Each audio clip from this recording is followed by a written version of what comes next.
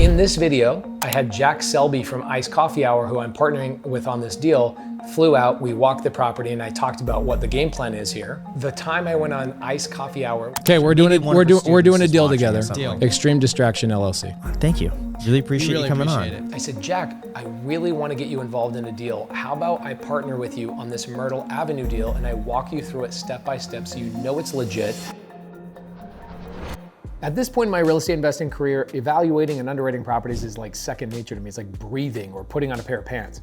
However, what I love about doing a tour or walkthrough with somebody like Jack Selby is that I get to watch their facial expressions in person and see how good I am at explaining how I underwrote the deal. And so it keeps me sharp, keeps me dialed in. And when I have newer people that really haven't invested and are just jumping in, I can also gauge whether I'm going too fast or going too slow, if I'm maybe over explaining things, etc. So it's really fun to get Jack to come to the house in person rather than a Zoom or a phone call. Being in person is a game changer. What's great about this house is you've got, this is a bedroom right here, right? This is like dedicated unit. So this would go $875 a month for this spot right here. Then right here, there's another room for $875 right here. Really? Oh yeah. The number one strategy that's slept on right now is co-living. The ability for you to rent out each room amplifies your cash flow typically by a 4 or a 5 time margin. A lot of people will tell me, Pace, man, single family properties right now are really hard to cash flow if I'm not doing Airbnb. First and foremost, who the heck is still doing Airbnb in 2024? Nobody. In fact, most of the people I know are selling their Airbnbs because the ability to cash flow has gone away. But with co-living, you can get that cash flow like people used to get cash flow in Airbnb in 2021, 2022. Co-living is gonna be the #1 growing sector of the single family marketplace over the next 15 and 20 years as affordability continues to go down. In fact, look at this. Right here in my newspaper, everything has doubled, costs have doubled across the board, everything's quadrupled for the last 4 years. Co-living is going to save our country. I am truly making that statement. It's that big of a deal, and nobody realizes how much more cash you can make. Oh, so it's kind of like Airbnb. People aren't staying in the rooms for like 3 months at a time, or like 6 months. No, the average tenant stays 9 months. Your average time is 9 months. So this is like young professionals, people going to college, people who just got out of college and just got their first job. They're like, I can't afford an apartment because an apartment's like $1,400, $1,500 plus utilities plus internet. So they'll get this plus the common area and the kitchen for $875 a month, utilities and internet included. It's insanely inexpensive. One of the most commonly asked questions in the co-living investing space, Jack calls out right here. What if they don't get along with the other tenant? What a great question. The way that my team currently handles this is #1, we have a property manager. The property manager is not only finding the residents and filling the property, so I don't have to, but they're also managing them once they're inside the property. Once they move into the property, they've already signed off on rules, regulations, times that they're allowed to shower, times that they're allowed to utilize the kitchen. There is no common space, so they're not hanging out and watching TV together. Most people in the co-living space are coming to the house, sleep, maybe do a little bit of homework, and then they're going to work. Co-living properties are not typically houses where people are hanging out all day long, so the altercations are actually incredibly, surprisingly low. And when they do pop up, they've already signed an agreement saying that I will get kicked out if I'm not agreeable with the other residents, and I'm not the one that deals with that. The property manager is, and that's why we pay them. This room stays like common room, right? Are you gonna have to put a wall up then? Right over there in the kitchen? Yeah, we'll close that one up. Okay. Then I would do, I wonder where I put the door. Because you have to close that up as well. Correct. And I would probably put the door to this room here. Yeah. Right? So like maybe literally right here, so we could put a bed up against this. And liability as well, if somebody gets injured. Is that's Insurance, I have insurance on every property. Okay, so and you tell your insurance company what you're doing with the property, and they underwrite it for that specific exit strategy. So like co-living, they have a specific rider for that. This is another room, so another $875. 1, 2 bedrooms, 3, 4, and what's great about this is no carpet anywhere. It's already done. So that's 4, 5, 6. So we've got 6 bedrooms. And the only thing you'd have to do is throw a couple of walls. She's letting me have all the furniture. Like taking everything. All right, this all sounds great, but what are the numbers and how much money are we going to make based on the fact that we're partners? So we're gonna have 7 people in this property. One of them is gonna get the big bedroom with the dedicated bathroom, so they're gonna pay a little bit more money. Then we've got 6 people renting out each individual room at $875 on average per month. That adds up to $5,250. So you put these together, right? We're at $6,350 is basically the number, sorry. $6,350 per month. That is our gross cash flow. Now, we've got a payment, we've got utilities, we've got some management fees. All in all of that's gonna cost us, I'd say, about $4,000. Now, why is it $4,000? I've got a payment to the Myrtle SubTo deal, I've got utilities, internet, landscape maintenance, cleaning the property, management fees, etc., totaling about $4,000 all in. That includes vacancy, that includes somebody breaking a window. So Jack and I should walk away with about $2,350 per month on this property. That's kind of insane, $2,350 per month. If you think about this, that's how much I would be able to rent it out for if I just rented it out to one family. So being able to put 7 people in the house makes me net $2,350 per month rather than rent it out for $2,350 and lose money on the cash flow. Co-living solves all of the non-cash flowing issues in the single family world. Okay, what about permitting?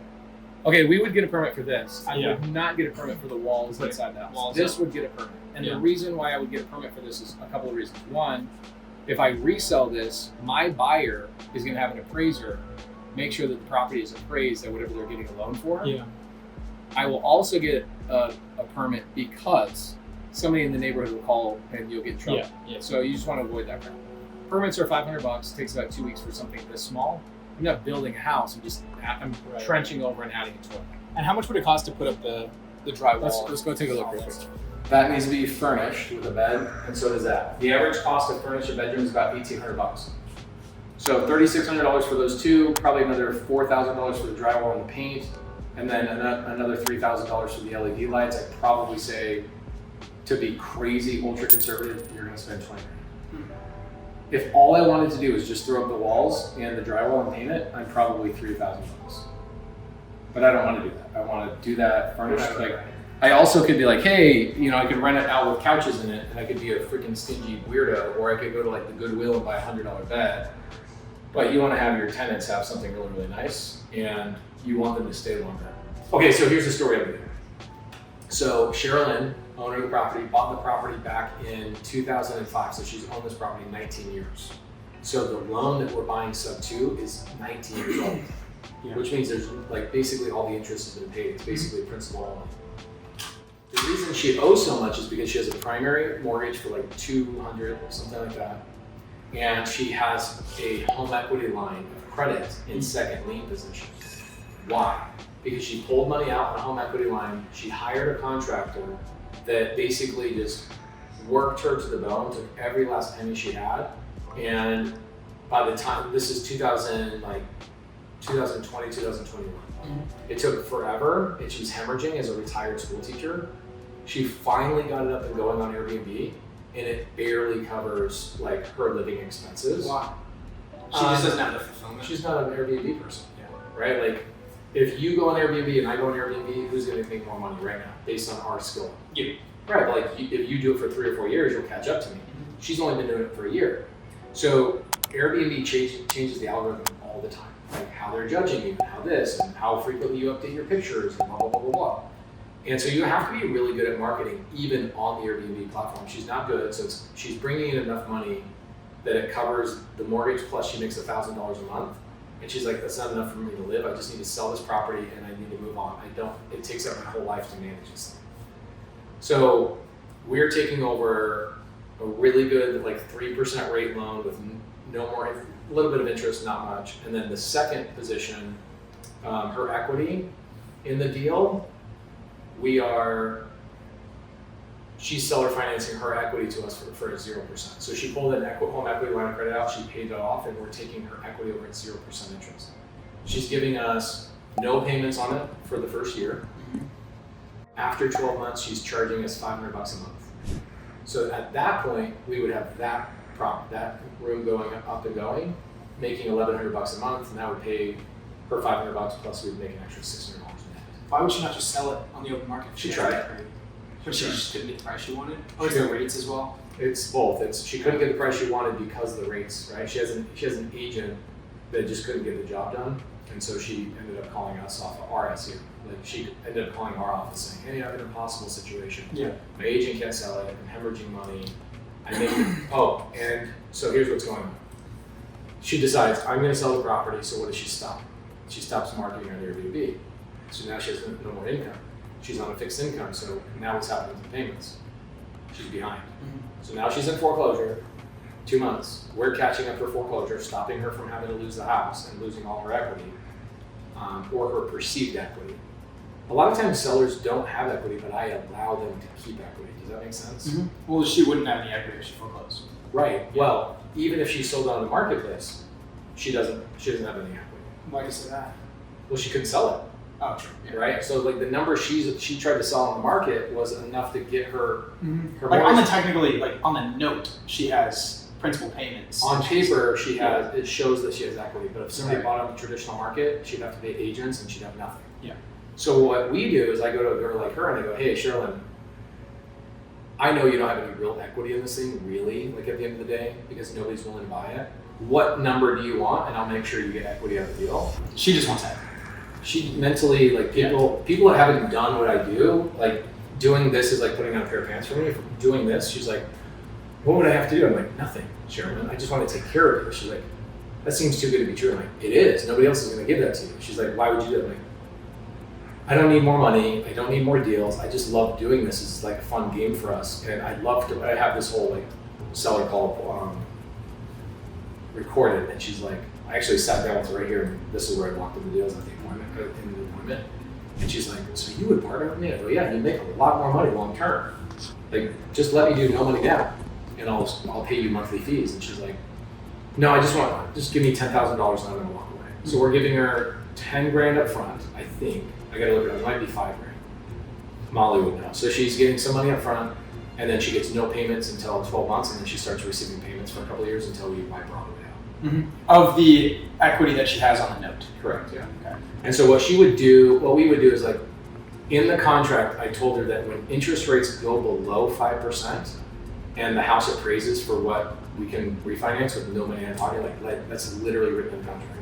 When the interest rates go below 5% to a point that we can refinance without putting more money into the property, we will refinance out your equity.